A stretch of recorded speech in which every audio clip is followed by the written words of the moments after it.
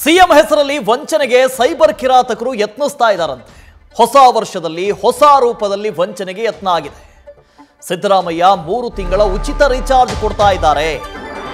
ಹೊಸ ವರ್ಷದ ಸಂಭ್ರಮದ ಹಿನ್ನೆಲೆಯಲ್ಲಿ ಆಫರ್ ಇದು. ಕೆಳಗಿನ ಲಿಂಕ್ ಅನ್ನು ಕ್ಲಿಕ್ ಮಾಡಿ ಅಂತ ನಕಲಿ ಲಿಂಕ್ ಅನ್ನು ಪೋಸ್ಟ್ ಮಾಡಿದ್ದಾರಂತೆ. ಹಲವು ವಾಟ್ಸ್ಆಪ್ ಗ್ರೂಪ್ಗಳಲ್ಲೂ ಕೂಡ ಈ ನಕಲಿ ಲಿಂಕ್ ಅನ್ನು ಶೇರ್ ಮಾಡಿದ್ದಾರೆ. ಗೊತ್ತಿಲ್ಲದೆ ಗ್ರೂಪ್ಗಳಲ್ಲಿ ಅನೇಕರು ಈ ಲಿಂಕ್ ಅನ್ನು ಶೇರ್ ಮಾಡ್ತಾ ಇದ್ದಾರೆ. ವಾಟ್ಸ್ಆಪ್ ಬಳಕೆದಾರರು ಸಂಕಷ್ಟಕ್ಕೆ ಸಿಕ್ಕಾಕೊಂಡಿದ್ದಾರೆ. ಇಂತಹ ನಕಲಿ ಲಿಂಕ್ಗಳಿಂದ ಎಚ್ಚರಿಕೆಯಿಂದ ಇರಿ ಅಂತ ಪೊಲೀಸರು ಸೂಚನೆಯನ್ನು ಕೊಟ್ಟಿದ್ದಾರೆ.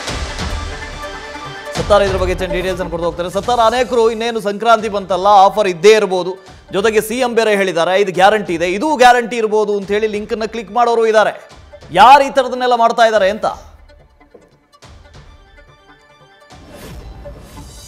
ವಾಸ್ತವ ಅಂದ್ರೆ ಪ್ರಮುಖವಾಗಿ ವಾಟ್ಸಪ್ ಗ್ರೂಪ್ಗಳಲ್ಲಿ ಈ ರೀತಿಯ ಲಿಂಕ್ ಶೇರ್ ಆಗ್ತಾ ಇರುವಂಥದ್ದು. ಜನರು ಕೂಡ ತಮಗೆ ಗೊತ್ತಿಲ್ಲದಂತೆ ತಮ್ಮ ಫ್ಯಾಮಿಲಿ ಗ್ರೂಪ್ಗಳಿಗಾಗಿರ್ಬೋದು, ಸ್ನೇಹಿತರ ಗ್ರೂಪ್ಗಳು ಶೇರ್ ಮಾಡ್ತಾ ಇದ್ದಾರೆ. ಆ ಒಂದು ಲಿಂಕನ್ನು ಕ್ಲಿಕ್ ಮಾಡಿದಂತಹ ಸಂದರ್ಭದಲ್ಲಿ ಮೊದಲಿಗೆ ಅಲ್ಲಿ ಒಂದು ನಂಬರ್ ಕೇಳುತ್ತೆ. ಅಂದರೆ ಅಧಿಕೃತವಾಗಿ ಯಾವ ಮೊಬೈಲ್ ನಂಬರ್ಗೆ ರೀಚಾರ್ಜ್ ಮಾಡಬೇಕು ಅನ್ನೋದಕ್ಕೆ ಸಂಬಂಧಪಟ್ಟ ಹಾಗೆ ಒಂದು ನಂಬರ್ ಕೇಳುತ್ತೆ. ಆ ಒಂದು ನಂಬರ್ ಹಾಕಿದಂತಹ ಸಂದರ್ಭದಲ್ಲಿ ಆ ಒಂದು ನೇರವಾಗಿ ಸೈಬರ್ ಖದೀಮರ ಕೈ ಸೇರ್ತಾ ಇರುವಂಥದ್ದು. ಪ್ರಮುಖವಾಗಿ ನಾವು ಯಾವ ಮೊಬೈಲ್ಗಳಲ್ಲಿ ಹೆಚ್ಚಾಗಿ ಯಾವ ನಂಬರನ್ನು ಹೆಚ್ಚು ಇಂಟರ್ನೆಟ್ ಯೂಸ್ ಮಾಡ್ತೇವೆ ಅದೇ ನಂಬರ್ ಹೆಚ್ಚಾಗಿ ಬ್ಯಾಂಕ್ ಅಲ್ಲಿ ಕೂಡ ಲಿಂಕ್ ಆಗಿರುತ್ತೆ, ಬ್ಯಾಂಕ್ ಅಕೌಂಟ್ ಗಳಲ್ಲಿ ಕೂಡ ಲಿಂಕ್ ಆಗಿರುತ್ತೆ, UPI ಸೇರಿದಂತೆ ಎಲ್ಲಾ ರೀತಿಯ ಟ್ರಾನ್ಸಾಕ್ಷನ್ ಕೂಡ ಅದೇ ನಂಬರ್ನಿಂದ ಆಗುತ್ತೆ.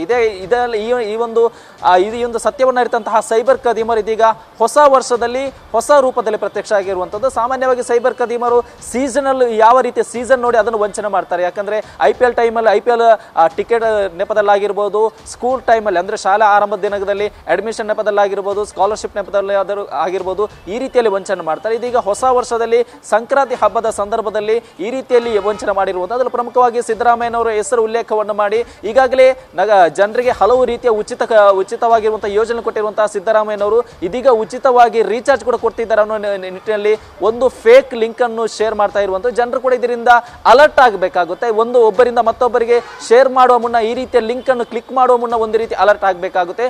ಅದರ ಜೊತೆಗೆ ಇಂತಹ ಲಿಂಕ್ ಅನ್ನು ಶೇರ್ ಮಾಡುವ ಮುನ್ನ ಕೂಡ ಅಲರ್ಟ್ ಆಗುವಂತೆ ಇದೀಗ ಪೊಲೀಸರು ಕೂಡ ಜನರಿಗೆ ಮನವಿ ಮಾಡಿರುವಂತದ್ದು. ವಾಸ್ತವ್. ಓಕೆ, ಥ್ಯಾಂಕ್ ಯು ಸತ್ತಾ. ನ್ಯೂಸ್ ಫಸ್ಟ್ ನಿರ್ಭೀತಿಯಿಂದ ನಿಮ್ಮ ಪರವಾಗಿ.